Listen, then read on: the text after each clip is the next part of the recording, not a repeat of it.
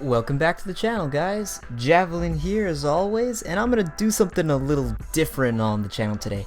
I'm actually gonna go ahead and give you guys my first impressions and talk to you guys a little bit about a new anime that just came out, yesterday, or no, this morning actually, probably. It's a Boku no Hero Academia, and as of today I actually just watched it and finished watching it a little while ago, and that's a pretty nice show. I gotta say, a lot of people hyped it up for a while, and sometimes shows that get hyped up too much are never what they seem to be. But after taking a look at it, I gotta say, it was pretty warranted. The story's crafted pretty well. I've heard people compare the story to Sky High, if you ever heard of that movie back in the day it came out. Basically, almost everybody in the world has superpowers in this anime, and they're basically just common practice things. You got people running around, levitating trees and stuff like that. It's all good. And you've got the occasional person who, uses their powers for, bad or evil, rob banks, steal, purses and stuff like that. Whereas you got people who use their powers to stop them, basically the heroes, superheroes and whatnot.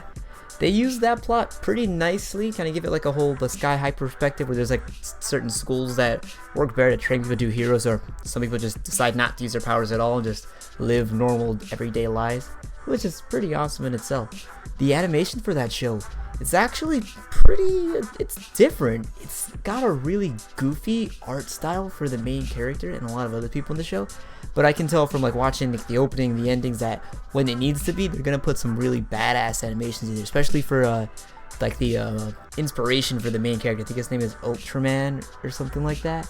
Probably making that name completely up, just don't remember off the top of my head. He looks kind of like Arthur from Fire Emblem Fates, and he looks very detailed. Like, they wanted to make him look as badass and unstoppable as possible, whereas compare him to the main character, he just looks, the best word I can say is goofy, which is nothing wrong with that. They both look really nice. That's like that kind of differing art styles, kind of like One Punch Man with the kind of do, where One Punch Man has a city full of people with superpowers and whatnot, and each character has their own really unique design. Some are goofy like Saitama, and others are badass looking like Genos, And the music in that show, the music wasn't bad at all. Just wasn't super memorable. But then again, it was the first episode, so I'm sure they can kick it up in a while. Yeah, they can probably work on that a bit, which, like I said, is not bad. Just wasn't in my face amazing, like sometimes other shows can do, which is no fault to them.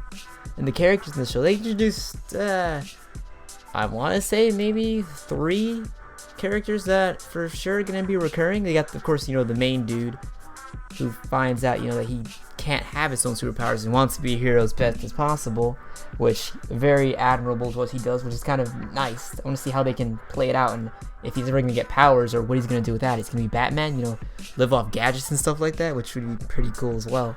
And they got the kind of a bully to the main character. It looks like the dude has fire powers and all that, and they showed him bullying him from a very long time, from childhood.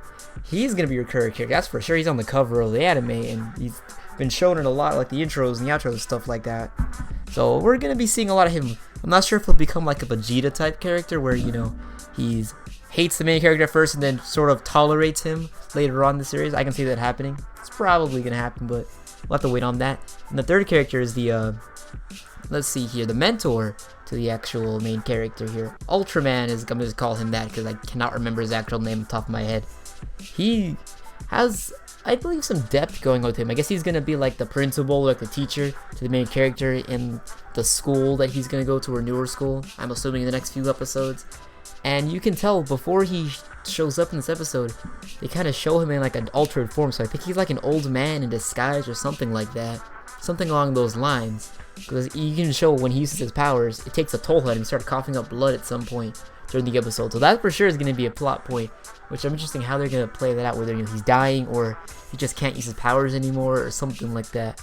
So they've got a lot of avenues. I'm pretty sure this is a pretty long running anime, because people have been talking about this show to me for, well, the manga or light novel, whatever it started as, for a long time. I want to say a good few months ago when it first got announced as an anime. Everybody was really excited about it, so I'm looking forward to it. So far, I gotta give this show a thumbs up. I actually want to see the next episode really bad now, and I gotta wait a whole week for that, which isn't cool, but hey, what can you do? Thanks for listening to my thoughts, guys. If you have anything to say in the comments, by all means, go ahead and do it. It's a pretty cool show. I recommend you check it out. Catch you later.